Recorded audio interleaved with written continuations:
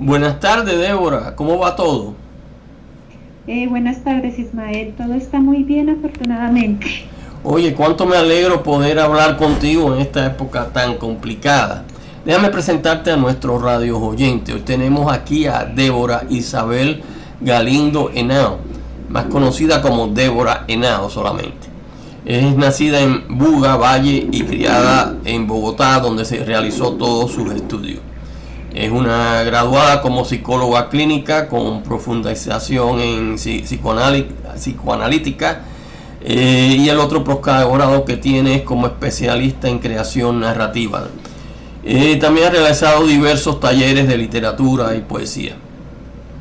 Tiene dos publicaciones científicas en revistas como las de psicoanálisis y tesis de los liberadores, donde se profundizó en conceptos tétricos prácticos sobre las iniciativas de paz en Colombia.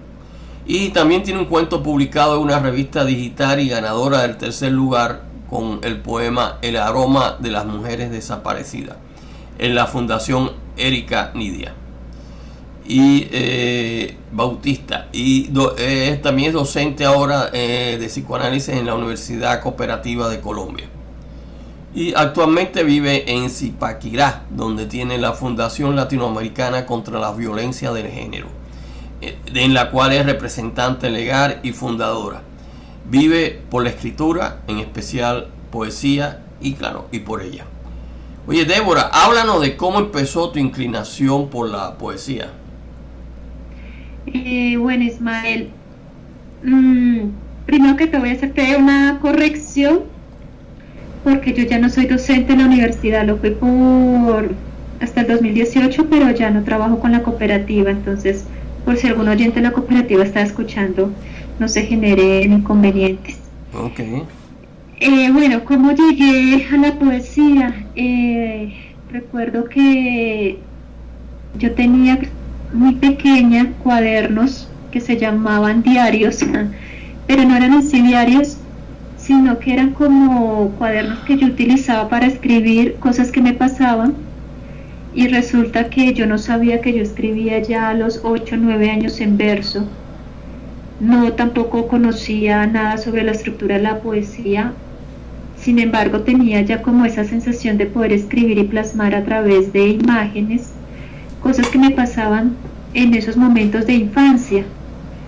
Cuando va pasando los años, yo dejé de escribir en la adolescencia por dedicarme a otras cosas, entre esas pues encontrarme como persona.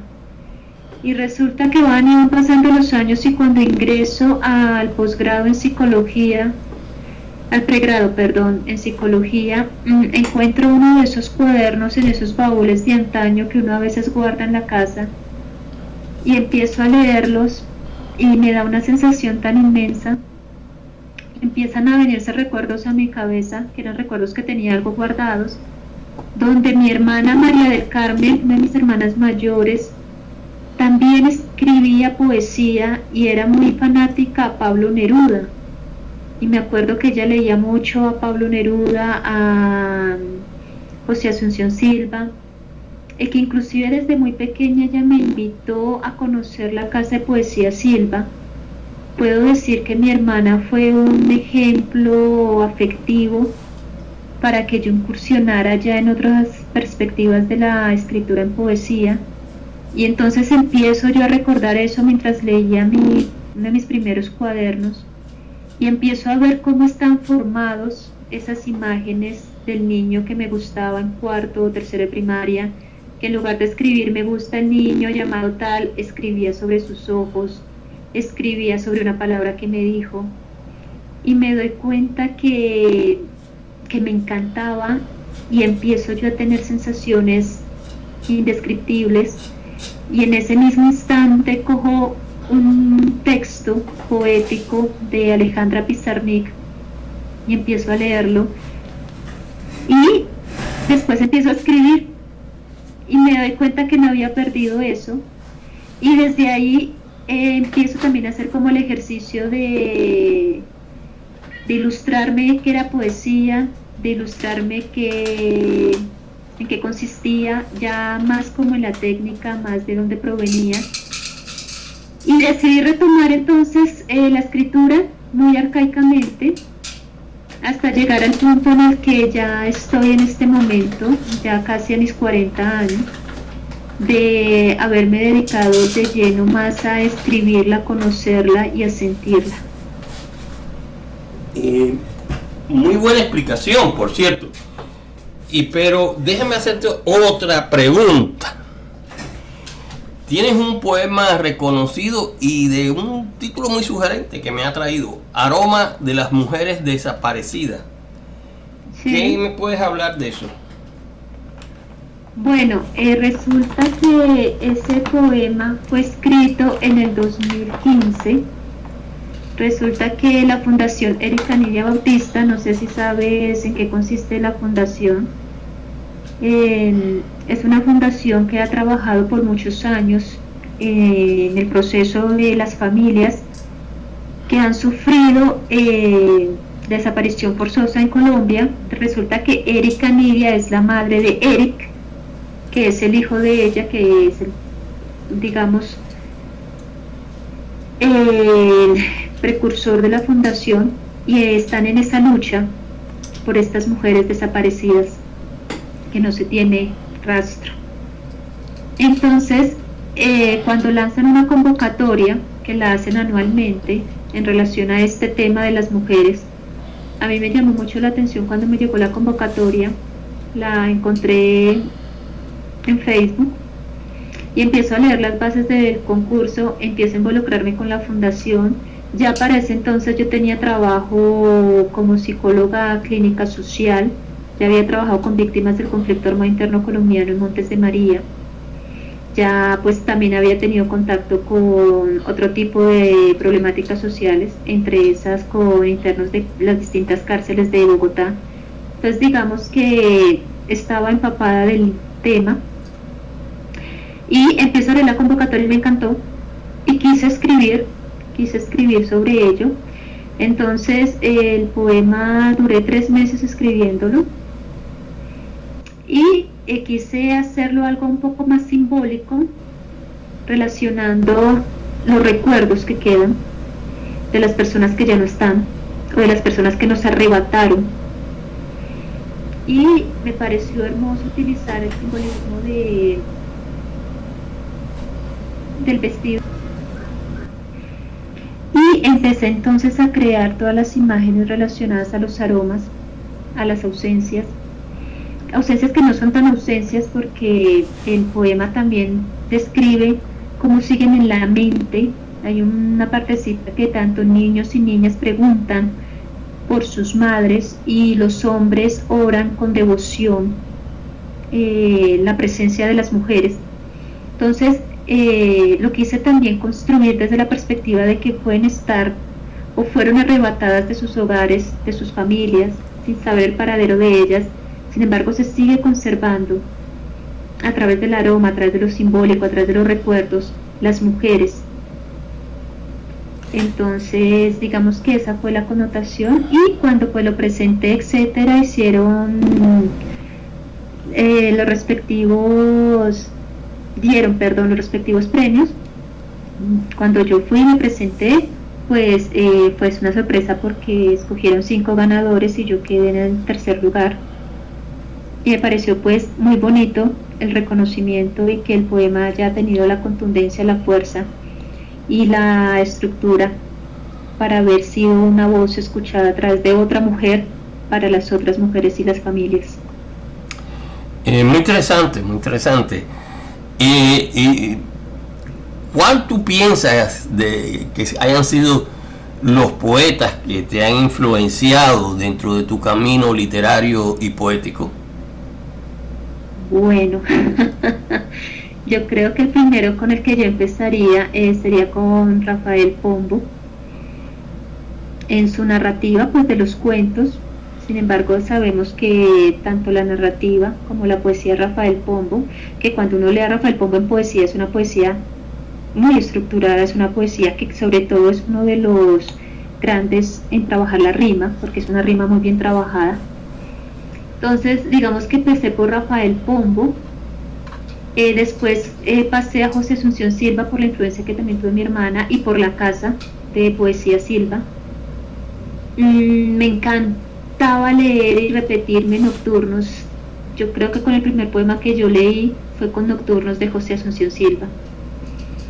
Además porque tiene, ahora que tengo el conocimiento en escritura, está muy bien escrito ese poema. En ese entonces, cuando me salieron las primeras lágrimas, yo tenía 13 años, cuando leía Nocturnos de José Asunción Silva, pues no tenía el conocimiento que tengo ahora de cómo está la poética de cada autor. Entonces así fui avanzando, y lo que te comentaba al comienzo, cuando estaba recordando que cogí a Alejandra Pizarnik, pues me identifiqué mucho con el dolor de Alejandra y fui indagando en la vida de Alejandra hasta el punto que todavía lo hago. Me conozco su vida, obra, porque realmente siento que Alejandra para mí fue un ejemplo en poesía en todos los aspectos. Y ahí fui entonces conociendo y leyendo, pues no faltaba de pronto Pablo Neruda, Benedetti, que pues son uno de los poetas conocidos, pero no son mis poetas preferidos, ni me llegaron tanto. Entonces ya empecé a darme cuenta qué tipo de poesía me estaba empezando a gustar y qué tipo de poesía se acomodaba a mí en ese entonces, porque también ahorita he variado un poco. Y entonces empecé a leer Las Flores del Mal de Baudelaire, empecé a leer a otros autores, como es por ejemplo Wisława Szymborska, Alfonsina Storni, Gustavo Adolfo Bécquer. Otro que también fue uno de mis maestros fue Federico García Lorca, es uno de los autores que me encanta. Porfirio Barba Jacob también, digamos que es uno de los poetas que ha logrado llegarme. Y ahora, en este momento, puedo decir que lo que es Bukowski ha tenido gran influencia en mí por la forma en que escribe. Y otros autores que ahorita no los tengo presentes como tal. Bueno, pero en la actualidad, ¿cuáles, o sea, los autores de estas generaciones actuales, tienes algunos preferidos en poesía o en novela? Yo no hablaría de autores actuales porque yo de por sí soy una lectora de escritores, inclusive ya fallecidos, y de novela clásica o poesía antigua. Y antigua no me refiero a siglos sobre siglos, sino que no pertenecen mucho al 2020 o 2019-2018, o sea, recientes. Tengo muchísimos escritores en novela y en cuento, que pues aquí tendré una lista grandísima porque te puedo enumerar algunos, que son Cortázar, Charlie Bukowski, Jelinek, Saramago, ¿quiénes otros? Edgar Allan Poe, sí, son... Kundera. O sea, digamos que esa es un poco... no puedo dejar a un lado Tolstoy y Dostoyevsky. Me encanta la literatura rusa, me fascina realmente. Para mí la literatura rusa no tiene comparación. Ni tiene autores que... Aunque las comparaciones no se hacen, pero la literatura rusa para mí es extremadamente delicada y deliciosa en todos los aspectos. Y autores presentes como tal, que yo esté leyendo en la actualidad como tú los mencionas, no, yo sigo con los antiguos, sigo releyéndome a Kafka, sigo releyendo ¿cómo es que se llama este que se me olvidó, el de Lolita? A Nabokov. Nabokov. Entonces sí. Nabokov es muy interesante, es una novela que ha durado mucho su presencia. Y bueno, óyeme, casi ya para terminar, ¿qué proyectos tienes para libros futuros, actividades futuras? ¿Qué me dices de eso? Bueno, en este momento ya tengo un poemario escrito que se llama Las Memorias del Nido, un poemario que empecé a escribir en 2016 y lo finiquité el año pasado. Pues está en el computador en PDF, todavía no lo... Es el proyecto que tengo, mandarlo a edición. para publicarlo. Ya estoy también en curso de mi segundo poemario, que este es un poco más con connotación erótica. El primero es más con una connotación inclusive autobiográfica, y este segundo poemario que también pues es un proyecto que espero tener la posibilidad de poderlo mandar a publicar. A nivel de escritura quiero seguir escribiendo poesía, quiero seguir creando. Otros proyectos que tengo es ya a nivel artístico, porque me encantan las artes, vivo de las expresiones artísticas, entonces es la fotografía. Me encanta la fotografía, pero le estoy apuntando más a una fotografía de la sensualidad de los semidesnudos en los cuerpos de los hombres y las mujeres. Y tengo pues los proyectos con la Fundación Latinoamericana contra las Violencias de Género, donde pues yo soy la representante legal y una de las fundadoras. Esperar a ver cómo un poco también empieza a fluir, porque la fundación trabaja bajo la técnica de todas las expresiones artísticas, incluyendo la escritura, entre esas en narrativa, en prosa y en verso.